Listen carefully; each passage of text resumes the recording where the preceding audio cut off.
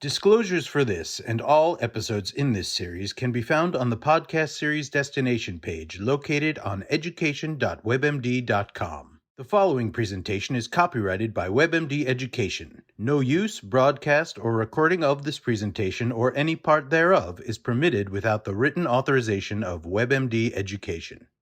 The following podcast is supported by an educational grant from Acadia Pharmaceuticals.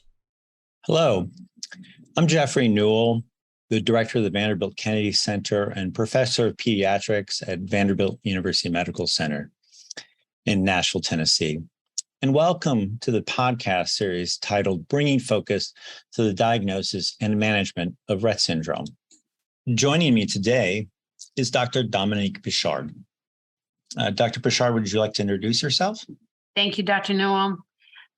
So as Dr. Newell said, I'm Dominique Pichard, and I'm the Chief Science Officer of the International Rett Syndrome Foundation, which is based in Cincinnati, Ohio. I'm a physician, a scientist, and also a mother to a teenager who lives with Rett syndrome. Well, welcome, Dominique, and thank you so much for joining me today. Today's episode is titled, What Life with Rett Syndrome Looks Like. So just a really quick overview. Rett syndrome is a neurodevelopmental disorder that primarily affects girls, but there are some boys who are also affected, and has a characteristic pattern where there's an apparently initial normal development of skills until people with Rett syndrome undergo a regression in which they lose spoken language skills, they lose hand skills, they develop a characteristic repetitive hand movement and have trouble walking or cannot walk. And these impairments are lifelong, and they're also associated with a variety of other clinical features such as seizures and growth failures and difficulty chewing and swallowing, in addition to many other things. So I think what I'd like to hear and talk to Dr. Pichard about is for her as a mother of a child with Rett syndrome and a scientist and physician, I'd like to hear about what her experience was with the progression of the problems and how it impacted her child and the family. Thanks, Dr. Newell. It's a pleasure to be here. And yeah, so our journey, I would say, has a lot of characteristics of a typical journey. My daughter, who's now almost 16, was born, had typical development for the early periods of life. But then at 13 months, I was actually in my second year of my MedPeds residency. She had a sudden loss of verbal language. So the 7 words that she had at that time disappeared. And we went on kind of our journey of trying to understand what was going on. But at the time, that was really the only sign that it was Rett syndrome.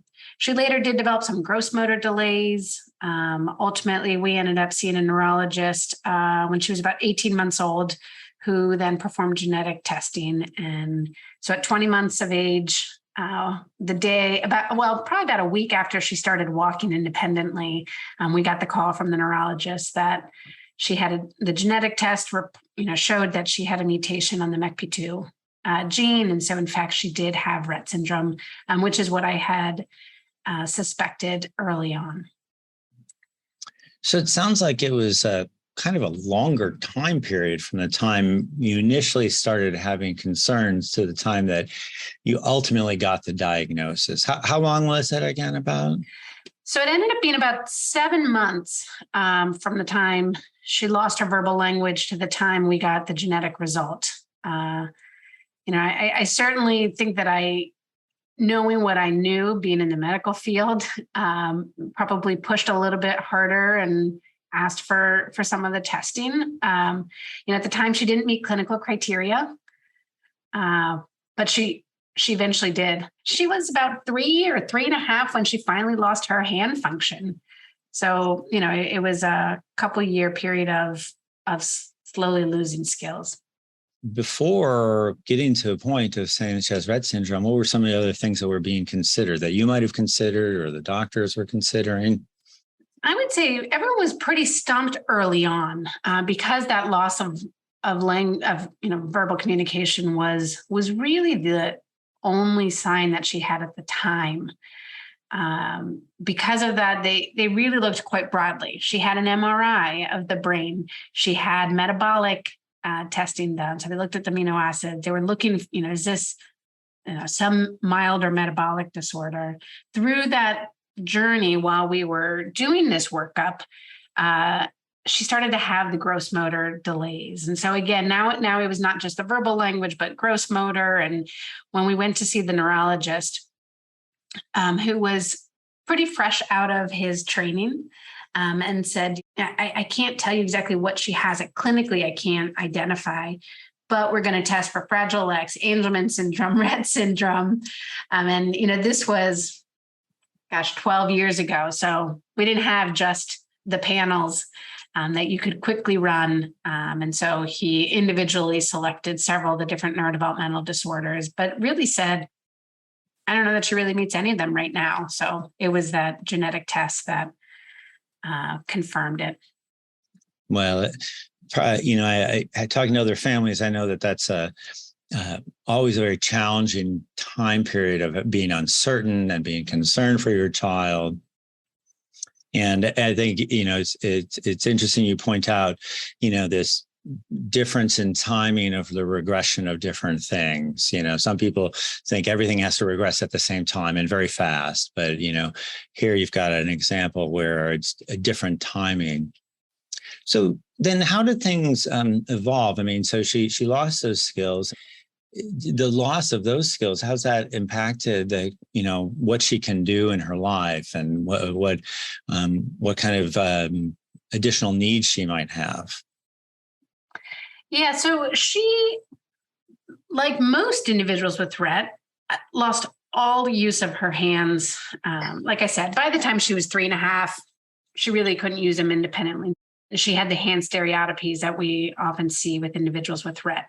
And that's pretty classic. But because of that, that really makes her fully dependent on an adult for every aspect of her life. She can't get dressed, feed herself. She can't attend to her personal hygiene needs, brush her teeth.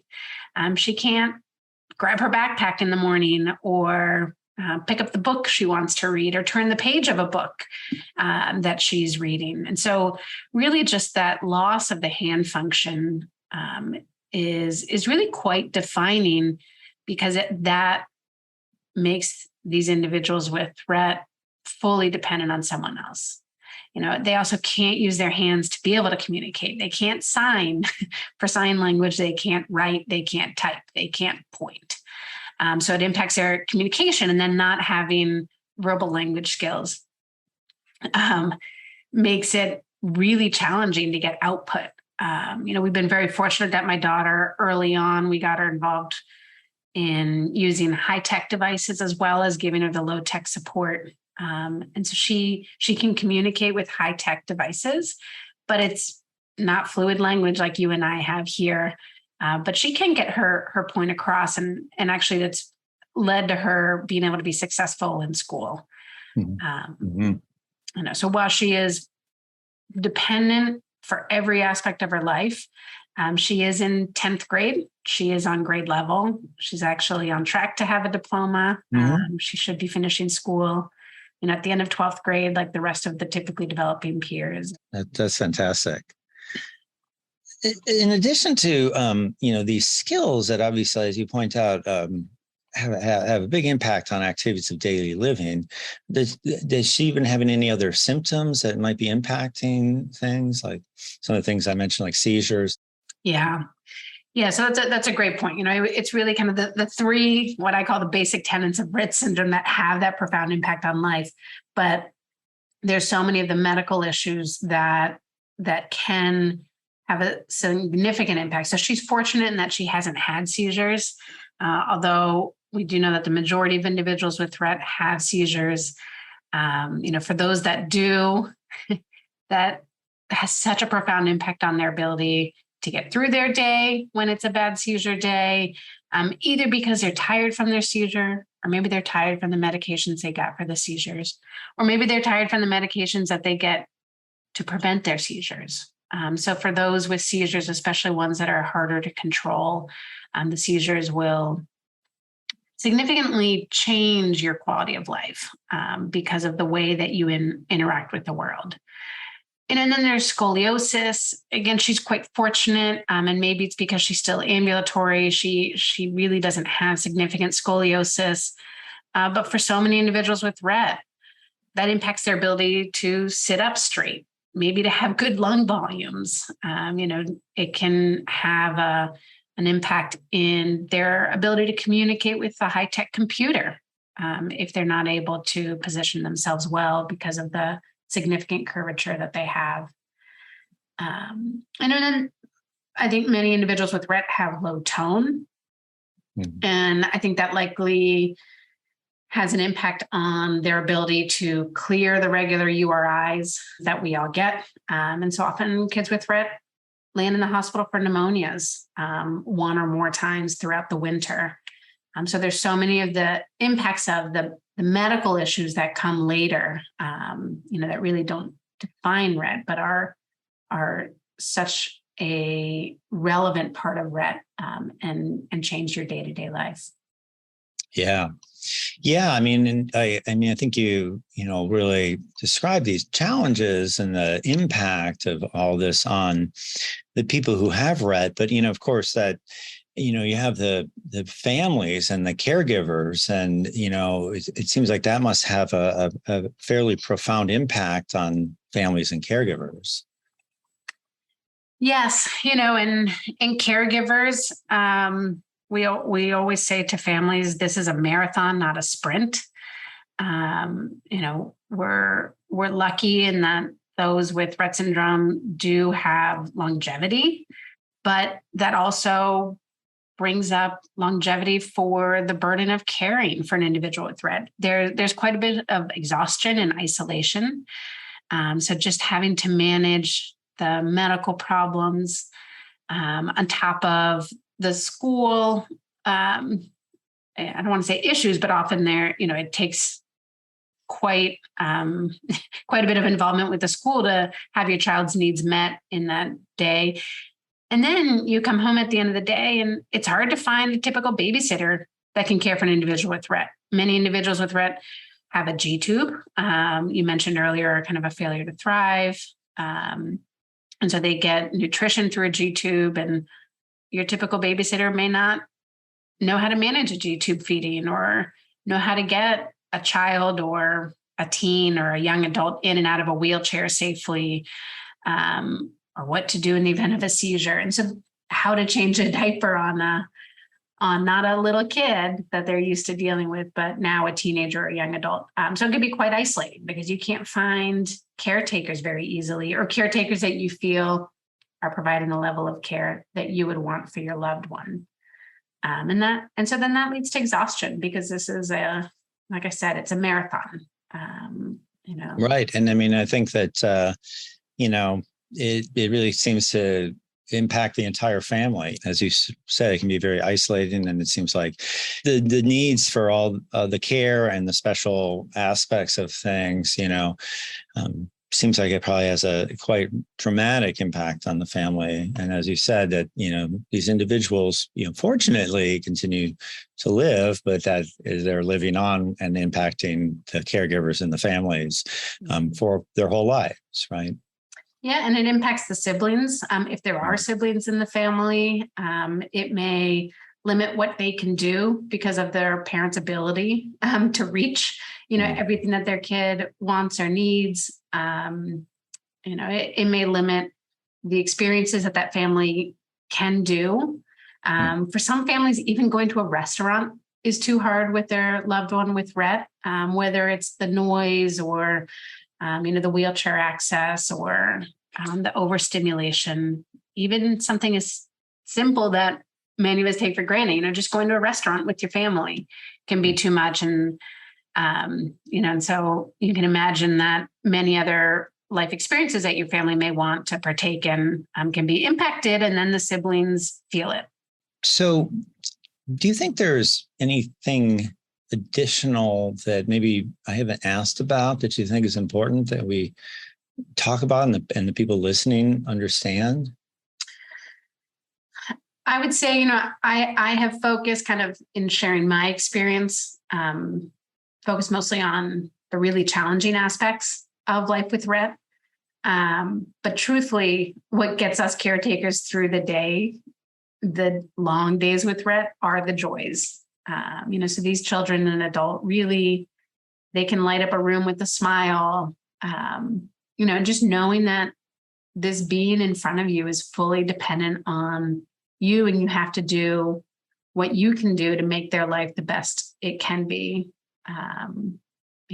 So you might be more willing to take on challenges when you can, to bring experiences to your loved one. I know many individuals with Rett have been able to participate in adaptive downhill skiing or adaptive water skiing, tubing, kind of adventures that you might not think such a medically complex individual can partake in, but things that bring that individual joy and allows the family to have, some positive lights in their day.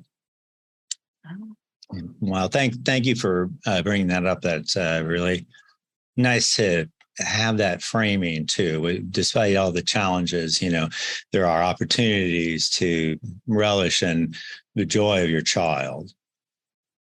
Well, I think, I think it's been really informative and hearing about, the real impacts that Rett syndrome has on the individuals and their needs for this support for activities of daily living, and on the families and the siblings and the caregivers, as you mentioned. I think this has been very helpful and informative, and I hope, again, I hope the listeners appreciate it. And Dominique, I'd just like to thank you for this very, very nice discussion.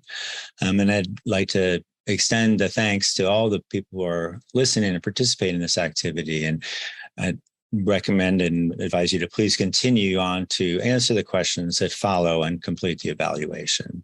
Thank you.